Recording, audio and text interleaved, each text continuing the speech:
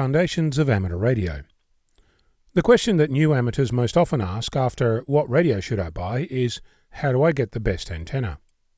In a household where you're the only antenna-affected aficionado, the question is likely more along the lines of, why do you need another antenna?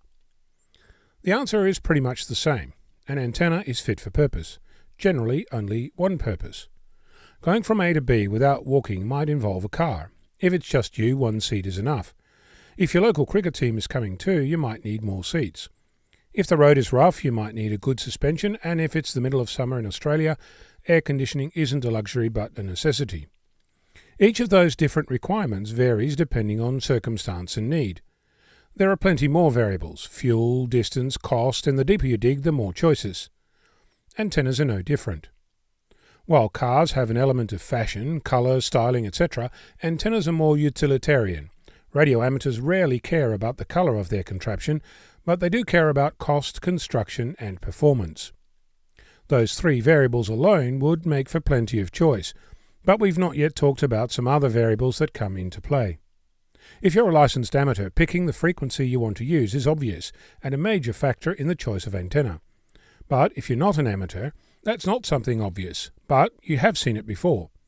Without going into the physics of how and why, imagine all the antennas you've seen in your life.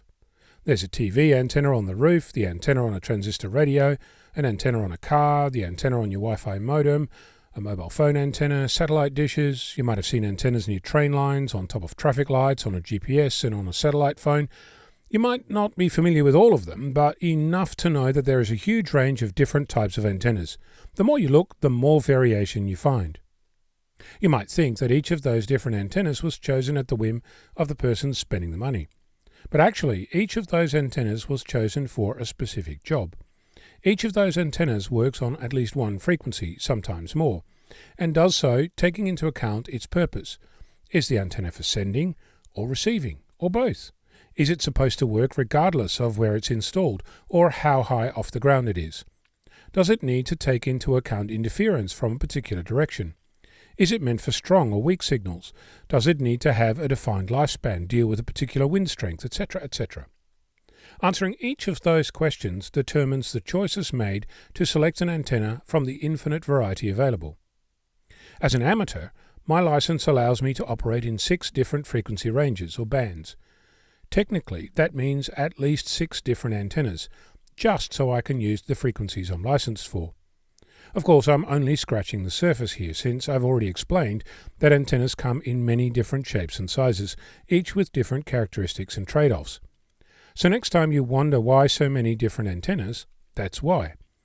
If you've been wondering when I'll answer the bit about the best antenna, you should already have a clue by now. But the real answer is, unsurprisingly, that depends. On what, you ask? On whichever variables you care about, and to which degree. The best antenna depends on the questions you ask. Ask better questions, get a better antenna.